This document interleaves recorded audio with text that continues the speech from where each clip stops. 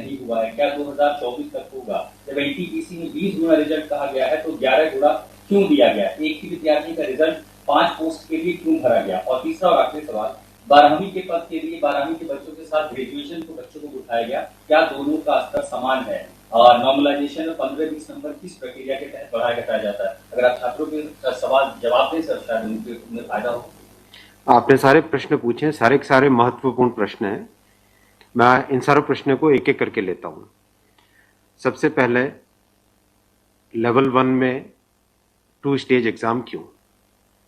1,25,00,000 के आसपास स्टूडेंट्स ने अप्लाई किया है। इतनी बड़ी संख्या में देश भर में अगर रिक्रूटमेंट करना है तो आपको एक लेवल के एग्जाम से, सिंगल एग्जाम से करना बहुत मुश्किल है। फिर भी हम इसको री एग्जामिन करेंगे।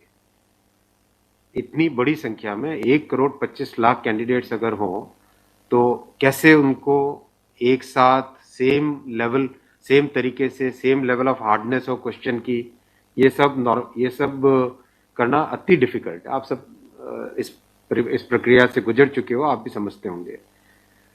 इसलिए इसके दो, एक प्रीलिम एग्जाम और उसके बाद में एक कंप्यूटर बेस्ड टेस्ट 2 इस तरह से करके किया गया। वो नोटिस में लिखा गया था कि अगर जरूरत पड़ी, अगर परिस्थिति हुई तो उसके 2 लेवल किए जाएंगे। पहला ये। दूसरा आपका प्रश्न कि 10+2 में ग्रेजुएट्स को कैसे अलाउ करें। देखिए, किसी भी एग्जाम में मिनिमम क्वालिफिकेशन का स्टैंडर्ड होता है, मैक्सिमम क्वालिफिकेशन का नहीं होता है कभी भी। ये कानूनन कॉन्स्टिट्यूशनल व्यवस्था में हम लोग काम कर रहे हैं। कॉन्स्टिट्यूशनल व्यवस्था के हिसाब से हम मिनिमम प्रिस्क्राइब कर सकते हैं, मैक्सिमम प्रिस्क्राइब नहीं कर सकते। तो 10+2 के लिए जो क्वालिफिकेशन वाला स्केल है, उसमें अगर ग्रेजुएट बैठे तो उसको रोकने का हमें कोई अधिकार नहीं है, किसी को कोई अधिकार नहीं है। अगर कोई नया इसके बारे में कोई नया न्यायपालिका की तरफ से कोई चीज आती तो अलग बात है, लेकिन हमारे पास कोई अधिकार नहीं है इसका। दूसरा विषय था ये। तीसरा विषय आपने रखा समय का। देखिए, शुरू में इसके लिए जो इस एग्जाम को कंडक्ट करने के लिए एप्लीकेशंस आई, दोनों के दोनों एग्जाम्स में 1 करोड़ से ज्यादा एप्लीकेशंस आई। 1 करोड़ से एप्लीकेशन ज्यादा आई तो जो एग्जामिनेशन कंडक्ट करने के लिए एजेंसी हमको हायर करनी थी, उसको हायर करने में टाइम लगा, 6 महीने से ज्यादा लगा।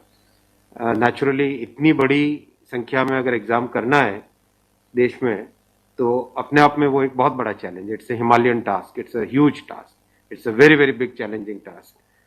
तो एजेंसी को सेलेक्ट किया गया। सेलेक्ट करते करते कोरोना आ गया। कोरोना के फेज में देरी हुई, लेकिन फिर भी डिस्पाइट कोरोना तुरंत दिसंबर 2020 में एग्जाम की प्रोसेस चालू हुई। एग्जाम की प्रोसेस चालू हुई और despite second wave of corona फिर भी एग्जाम किया गया with all the precautions, all the safety things करके इसको लाए। जो दूसरा वाला ग्रुप बी का एग्जाम है उसमें कैट में चले गए थे बच्चे, क्योंकि करीब 5 लाख के आसपास एप्लीकेशंस ऐसी थी जिसमें फोटोग्राफ प्रॉपरली मैच नहीं हो रहा था। तो नेचुरली अगर एप्लीकेशन में फोटोग्राफ मैच नहीं हो तो उसको आप एग्जाम में कैसे लोगे? तो वो विषय आया था। तो उस विषय के कारण लोग कैट में गए थे। एडमिनिस्ट्रेटिव ट्रिब्यूनल ने जैसे ही उसका समाधान किया, फैसला किया, उसके फैसले के तुरंत बाद में हम लोगों ने एग्जाम के प्रोसेस को आगे किया। कोई उसमें देरी नहीं की। और हमारा, देखिए, हमारी सरकार, प्रधानमंत्री श्री नरेंद्र मोदी जी का इंटेंट हमेशा है कि मैक्सिमाइज करना है रोजगार को। इसीलिए आप देखिए, इतनी बड़ी संख्या में, यानी रेलवे में 1,40,000 टोटल, 1,05,000 ग्रुप डी की कैटेगरी में, लेवल 1 की कैटेगरी में, और लेवल 2 से लेवल 6 की कैटेगरी में 35,000 कैंडिडेट्स वैकेंसीज। 1,40,000 की वैकेंसीज लाना कोई छोटी बात नहीं है, बहुत बड़ी बात है। फिर आपका चौथा पॉइंट आप देखिए, ज्यादा से ज्यादा कैंडिडेट्स को फर्स्ट स्टेज से सेकंड स्टेज में जाने का मौका मिले, इसके लिए 2015 तक हमेशा प्रिलिमिनरी एग्जाम जो होता था, फर्स्ट स्टेज होता था, उससे 10 गुना लिए जाते थे, केवल 10 गुना लिए जाते थे। 2015 के बाद में पहले ही संख्या बढ़ा के 15 गुना कर दी गई, जिससे कि ज्यादा से ज्यादा कैंडिडेट्स को मेन एग्जाम के लिए जाने का मौका मिले। और 2019 में इस संख्या को 20 गुना किया गया ताकि ज्यादा से ज्यादा लोगों को अवसर मिले। ज़्यादा से ज़्यादा लोग, क्योंकि फर्स्ट स्टेज जो प्रिलिमिनरी एग्ज़ाम इतना बड़ा नंबर है कि उस नंबर में हो सकता है कुछ बाय चांस उस दिन तबीयत ठीक नहीं हो, कोई दूसरा कारण हो, समय पे पहुंच नहीं पाए, कोई भी कारण से मिस कर गया, तो मैक्सिमम लोगों को हमें चांस देने का इंटेंट है। इसी इंटेंट के कारण 20 गुना किया गया। जो 10 गुना था 2015 से पहले, उसको 20 गुना किया गया 2019 में। तो ये प्रो स्टूडेंट्स, प्रो कैंडिडेट्स वाली अप्रोच है हमारी, और हमारी इंटेंट एकदम नेक नियति से काम कर रहे हैं, सच्चाई से काम कर रहे हैं। देखिए, कोई भी कहीं भी एक भी जगह से कहीं कोई पेपर लीक होने की बात नहीं है, कहीं पे कोई एग्जाम के मैनिपुलेशन की बात नहीं है।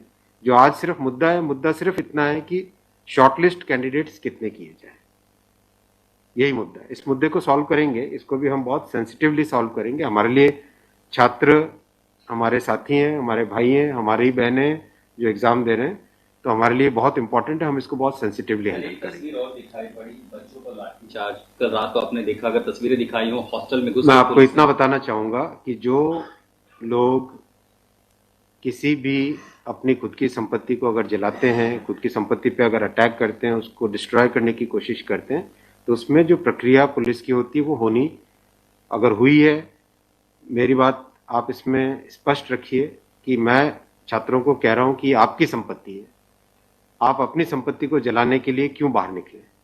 और हम आपकी बात को शुरू से सुन रहे हैं। जिस दिन आपने पहले ये पॉइंट रखा, उसी दिन हमने तुरंत इसका, जैसे ही दूसरे दिन ही मेरे नज़र में आ गई थी बात ये, और दूसरे दिन मैंने तुरंत सारा ये टेबल मंगवाया कि आप मुझे एग्जैक्ट बताओ हर एक लेवल पे क्या वैकेंसी है। और हर एक लेवल पे एग्जैक्ट, जैसे लेवल 2 पे 5663, उसकी जगह 1,13,000, कितने गुने? 20 गुने। लेवल 3 पे 4,940, उसके अगेंस्ट कितने शॉर्टलिस्टेड? 98,833, 20 गुने। तो जो नोटिस के अंदर प्रक्रिया एग्जैक्टली उसके हिसाब से किया है, हर एक पे, level 2, level 3, level 4, level 5, level 6, हर एक पे एग्जैक्टली 20 टाइम्स किया गया है। इश्यू वो नहीं, इश्यू डुप्लीकेट, मतलब डुप्लीकेट नहीं, इश्यू यूनिक वाली बात आ गई। अब वो मुद्दा उनका है, क्योंकि इसलिए मुद्दा आ रहा है कि जिन लोगों ने तैयारी कर ली है उनको लगता है कि हमें एक बार और चांस मिल जाए, इसीलिए हम इसको बहुत सेंसिटिवली हैंडल करेंगे।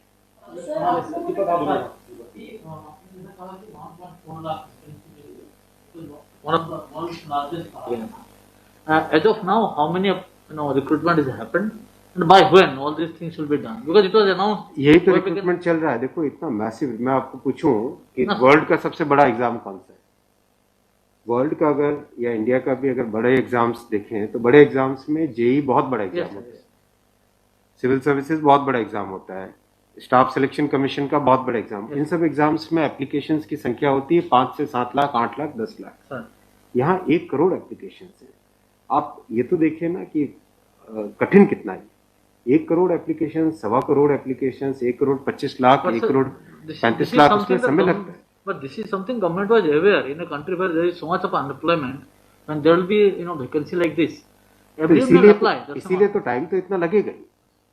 अगर आपको इस एग्जाम को ढंग से करना है, इतना टाइम लगेगा, चाहे कोई करे। और उसके बाद भी आज देखा कि गया से आगजनी की तस्वीरें आ रही हैं। क्या ये कन्वे नहीं हो पा रहा है? कहाँ पर ये लैक ऑफ कम्युनिकेशन आपको लग रहा है, या मैटर पॉलिटिसाइज हो चुका है? नहीं, कुछ लोग इसका गलत फायदा उठा रहे हैं, और मैं उनसे भी निवेदन करूंगा कि छात्रों को भ्रमित न करें, कोई गलत इसका उपयोग न करें। ये छात्रों का मामला है, ये देश का मामला है, इसको हमें सेंसिटिवली हैंडल करना चाहिए, और इसमें हर तरीके से संवेदनशीलता के साथ इस मामले को लेना चाहिए। सर, कुछ छात्रों के ऊपर FIR भी दर्ज की है, कुछ पुलिस की स्टडी में भी अभी के समय में है, ऐसी खबरें आ रही हैं। आप खबरों की जांच करिए। देखो, जो पुलिस की प्रक्रिया है वो अलग चीज है। मैं अभी मुद्दा है, जो उस मुद्दे को कैसे सॉल्व करें उस पर सोचना चाहिए, हमें फॉरवर्ड लुकिंग होना पड़ेगा।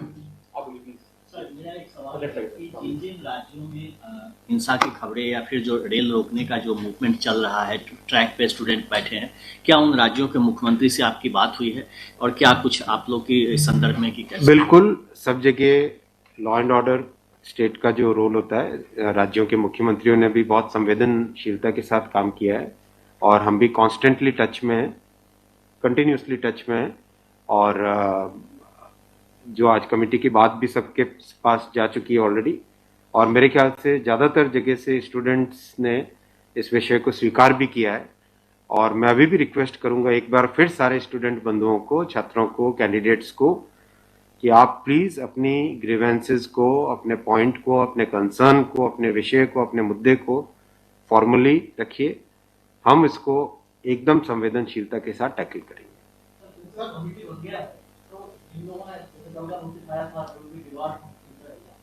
Will that also be considered because they did not know that this is going to happen?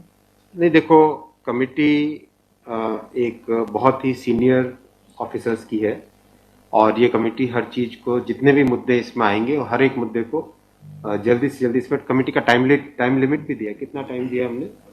Time limit total 4 मार्च तक। जो कमेटी की रिपोर्ट आने का क्या मतलब, जल्दी से जल्दी हमारा एम है कि इस मुद्दे को बिल्कुल भी डिले न करके जल्दी से जल्दी सॉल्व करें। 16/2 तक सारे के सारे कैंडिडेट्स अपने कंसर्न सबमिट कर सकते हैं। 3 वीक्स टाइम दिया। I think that's a reasonable time. इससे ज़्यादा टाइम देने की ज़रूरत नहीं है। और कमिटी अपना सारे कंसर्न्स को एग्जामिन करके रिकमेंडेशंस देने का टाइम 4 मार्च दिया गया। तो कोशिश करेंगे उससे पहले अगर हो जाए, 4 मार्च से भी पहले अगर हो जाए। डिपेंड करेगा कि कितने रिप्रेजेंटेशंस आते हैं। और मोटे मोटे मुद्दे तो अभी आ चुके हैं पब्लिक में सबके, इसलिए मुझे नहीं लगता है कि इसमें बहुत ज़्यादा टाइम लगेगा। वो आपकी नॉलेज में आ गया है, मोटा मोटी सही आ गया है। दूसरी ओर ये कि जो आपके पैरामीटर्स हैं उस पर सब कुछ सही तरीके से लिया गया है, उसी तरह से शॉर्ट लिस्ट किया गया है। फिर इसमें प्रॉब्लम, फिर उसमें कमेटी आपको रिपोर्ट क्या करेगी और करेंगे क्या? इसका मतलब अगर चेंज करते हैं कुछ तो दूसरे एक बड़ा पक्ष और भी तो विरोध करेगा। हाँ, ये इसीलिए तो मैं आपको देखो बताऊं ना, एग्जैक्ट किसी भी लेवल पे नोटिस में जो लिखा था कि 20 गुना कैंडिडेट लेंगे, अगर आपके सामने टेबल रखा हुआ है, 5,663 की जगह 1,13,000 यानी 20 गुना। 4,940 के लेवल 3 में 98,833 20 गुना। 161 के अगेंस्ट 3223 20 गुना। 17,393 347 3,47,676 20 गुना। 7,124 वैकेंसीज के अगेंस्ट 1,42,413 20 गुना। एग्जैक्ट 20 गुना है हर एक लेवल का। अब स्टूडेंट्स क्या कह रहे हैं कि जिन कैंडिडेट्स ने एक से ज्यादा लेवल में क्वालिफाई कर दिया है, राइट जी, उसके कारण सपोज मान लीजिए लेवल 3 में जो लेवल 5 का कैंडिडेट है वो भी क्वालिफाई हो गया है जी, तो वो लेवल 3 में कोई एक कैंडिडेट को जो क्वालिफाई नहीं हुआ है, उसे लगता है कि अगर उसको यूनिक के हिसाब से काउंट करते तो शायद उसको भी एक मौका मिल जाता मेन एग्जाम देने का। बराबर है, ये मुद्दा ही है।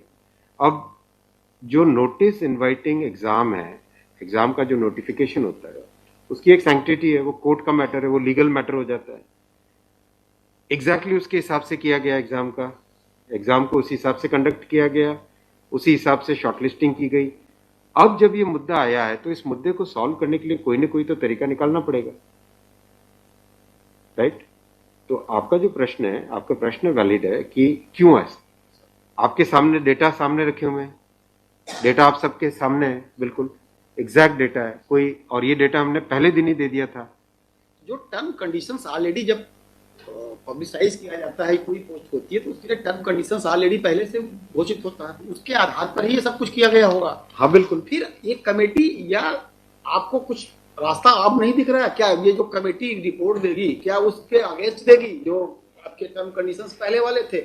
बात वही है ना कि आपकी बात, तो फिर लोग कोर्ट जाएंगे। हाँ, बात वही होगा जो नहीं, अपने को तरीका ऐसा सॉल्व करना पड़ेगा, कोई तो ऐसा तरीका निकालना पड़ेगा जिससे कि जो लोग शॉर्टलिस्ट हुए हैं उनका भी करियर इफेक्ट ना हो, उनके प्रोस्पेक्ट्स भी कमजोर ना हो, और जो लोगों की ग्रीवेंस है उस ग्रीवेंस को तो एड्रेस करना पड़ेगा ना।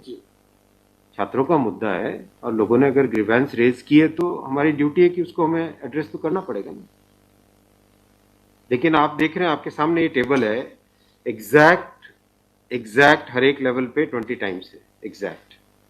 ये आप टेबल आप सब लोग देख लीजिए। और ये हमने जैसे ही शॉर्ट लिस्टिंग हुई, कुछ लोगों ने मुद्दा उठाया, तुरंत आरआरबीज ने, मैंने आरआरबीज को क्लियर बोला था कि ये एग्जाम हमारी तरफ से एकदम ट्रांसपेरेंटली होना चाहिए और हर जगह एग्जैक्ट ये सब नंबर्स रखे गए।